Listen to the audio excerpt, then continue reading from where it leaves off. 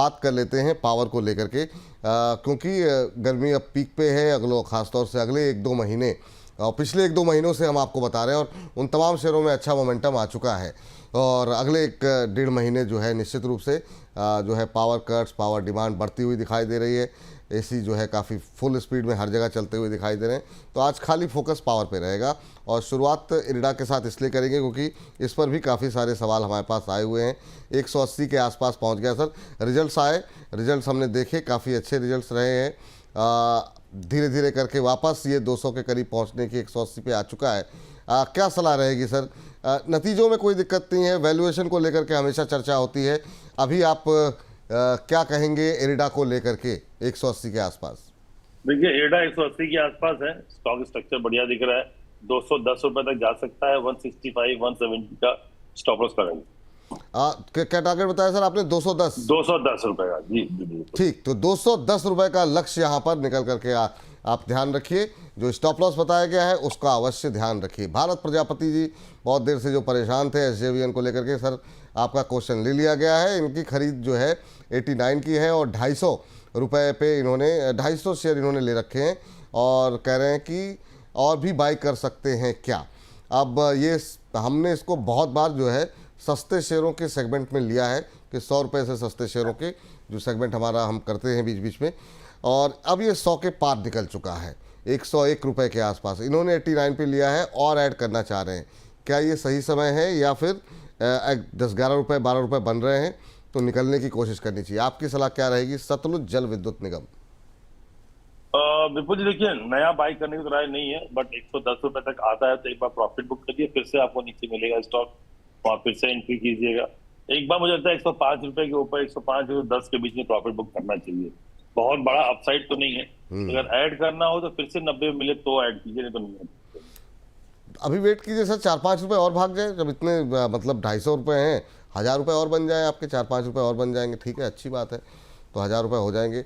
चलिए, एक और शेयर जो कि 100 रुपये से सस्ते शेयरों में लगातार हमारे साथ राघवेंद्र जी के साथ कई बार चर्चा हो चुकी है, और वो है NHPC। NHPC अभी चल रहा है 90 रुपये के आसपास।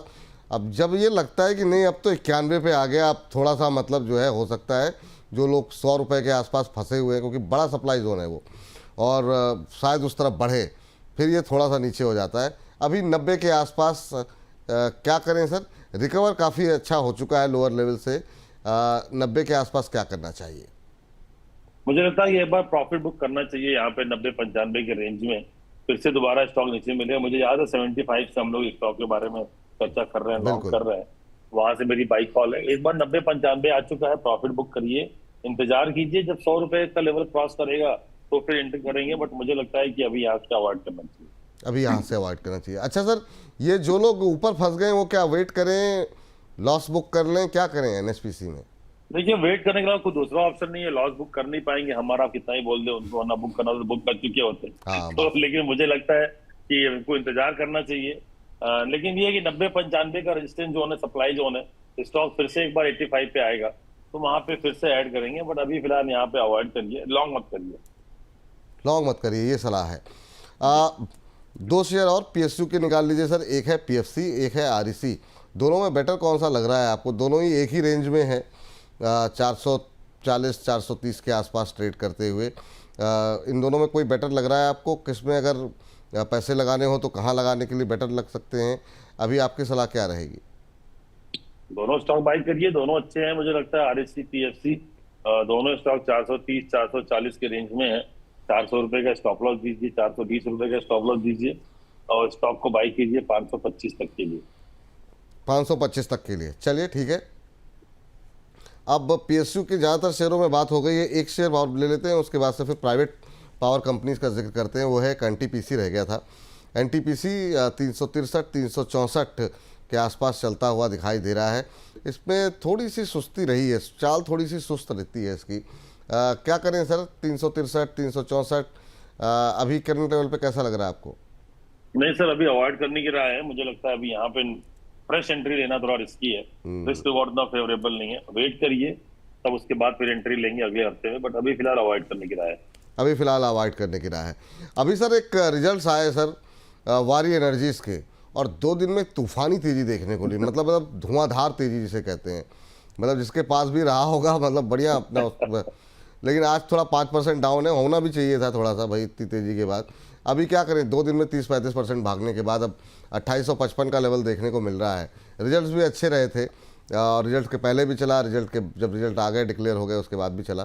क्या करें सर 2855 के आसपास?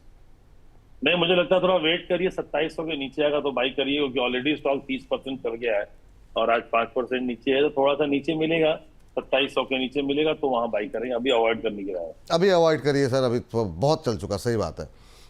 एक सर पावर ग्रिड में काफ़ी पीएसयू में छूट गया और अच्छी मतलब रफ्तार बीच में इसने दिखाई थी। कंपनी में कोई ऐसी कोई शिकायत नहीं है, आपकी सलाह क्या रहेगी पावर ग्रिड को लेकर के? अभी कोई राय है इस पर पावर ग्रिड को लेकर के? बिल्कुल नहीं सर, मुझे लगता है अभी अवॉइड करना चाहिए, वेट करना चाहिए एक डेढ़ हफ्ते का, 2 हफ्ते का, उसके बाद एंट्री करें। मुझे लगता है कि अभी फिलहाल जो है ये स्टॉक भी बहुत तेजी से ऊपर आ चुका है, तो ओवरबॉट जोन में है, अभी इसको अवॉइड कीजिए। 2 प्राइवेट कंपनियां सर दिग्गज, पहले बड़ी कंपनियों की बात कर लेते हैं, अदानी और टाटा को लेकर के बिना बात किए तो पावर पैक कंप्लीट हमारा होगा नहीं। पहले जरा टाटा पावर पे बात कर लेते हैं। अभी चल रहा है ये शेयर करीब करीब 398-400 के आसपास इंट्राडे हाई पे ट्रेड करता हुआ। 400 के आसपास टाटा पावर में कितना अभी दम आपको दिखाई दे रहा है? बीते दिनों में थोड़ा सा एक सुस्ती आई है, लेकिन आगे का फ्यूचर आप टाटा पावर का कैसे देख रहे हैं?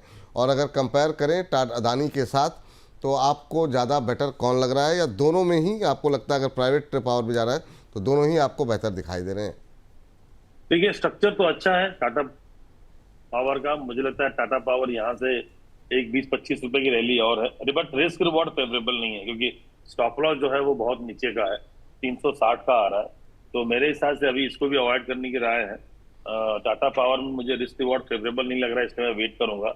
अडानी पावर में बिल्कुल मुझे लगता है कि वो स्टॉक भी जो है एक सीमित दायरे में था और बहुत दिनों के बाद उसने ब्रेकआउट दिया है, तो अब मुझे लगता है कि याद है हम लोग 510-520 के आसपास इस स्टॉक के बारे में बात कर रहे थे। बिल्कुल 600 रुपए का सप्लाई जोन है, मुझे लगता है कि स्टॉक 600-620 तक जाना चाहिए, फिर वहां से नीचे आएगा, तो अडानी पावर बाई कर सकते हैं 570 के स्टॉप लॉस से 620 के लिए।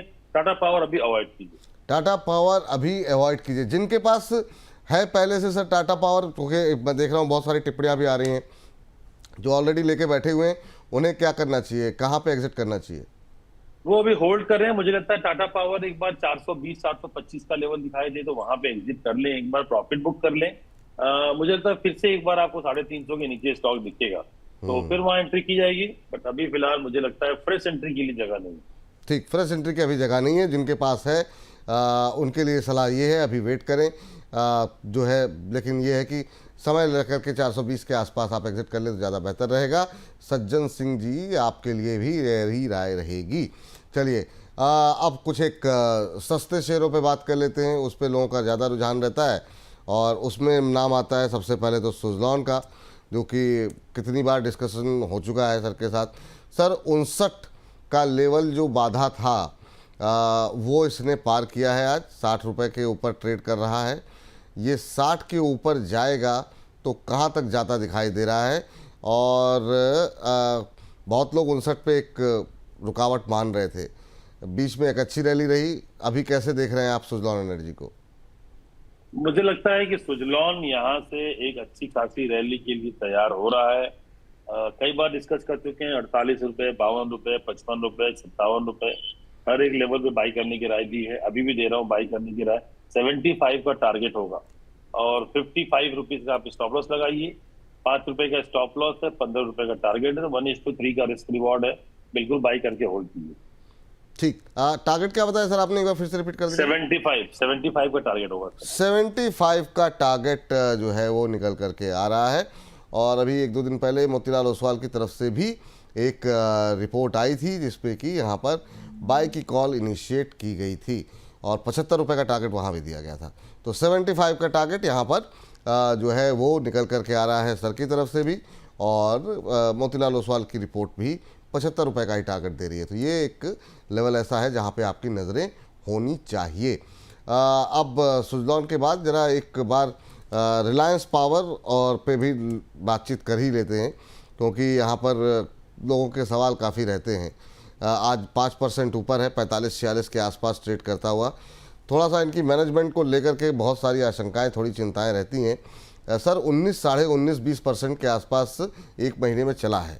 45-46 रुपये के आसपास कोई कंफर्ट जोन है आपका, या अभी आपको भरोसा नहीं है, अवॉइड करना चाहेंगे? आपकी टिप्पणी क्या रहेगी?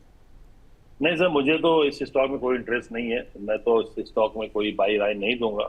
अवॉइड करने की राय है। इससे अच्छे अच्छे स्टॉक भी हैं, फार्म बाई कर सकते हैं, टाटा पावर है, आरईसी पीएफसी है, अडानी पावर बेटर है, कम से कम कामकाज हो रहा है। तो मुझे लगता है कि रिलायंस पावर को अवॉइड करना चाहिए। छोटी टिकट साइज है, बट रिस्क रिवॉर्ड फेवरेबल है। टिकट साइज छोटी है, बिल्कुल सही कह रहे हैं। ऐसे ही छोटा टिकट साइज एक है, क्या नाम है, जेपी पावर को लेकर के, और उस पर काफ़ी लोगों की टिप्पणी आई हैं। तो मैं चाह रहा हूँ कि इसको भी एक अगर आप डिस्कस करना चाहें तो कर लें। 15-16 रुपए के बीच में ट्रेड करता हुआ, अगर पिछले एक महीने में 4-5% चला है। आज हम देख रहे हैं 0.25% की मजबूती है। अगर ट्रैक करते हों और कोई टिप्पणी करना चाहें तो आपकी राय? नहीं सर, मैं इस स्टॉक को ट्रैक तो नहीं करता, बट स्टॉक में बहुत बड़ा अपसाइड तो नहीं है। 18-19 रुपए तक जा सकता है, उससे ज्यादा मुझे लगता नहीं स्टॉक में कोई पोटेंशियल है।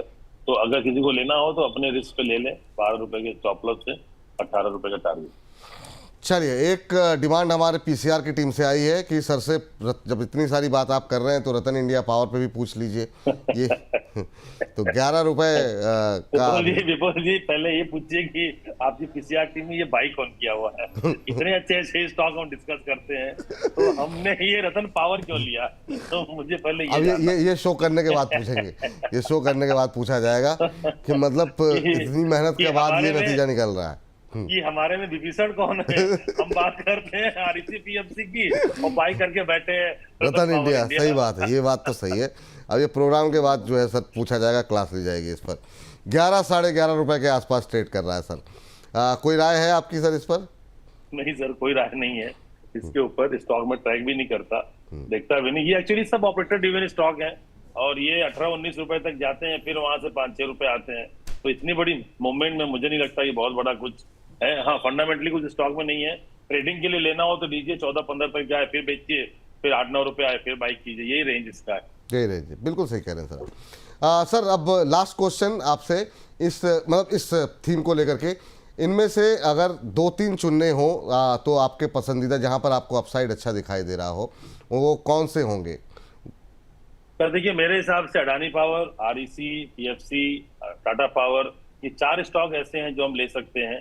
सुजलॉन एक ले सकते हैं, वो भी बहुत अच्छी कंपनी है, बहुत अच्छा मूवमेंट है। तो ये 3-4 स्टॉक ऐसे हैं जो आपको कभी भी धोखा नहीं देंगे। प्राइस नीचे आएगा, बट स्टॉक में ऐसा बहुत बड़ा कोई अपसाइड डाउनसाइड नहीं आएगा। ये बाजार के हिसाब से ऊपर नीचे होंगे और चलते रहेंगे।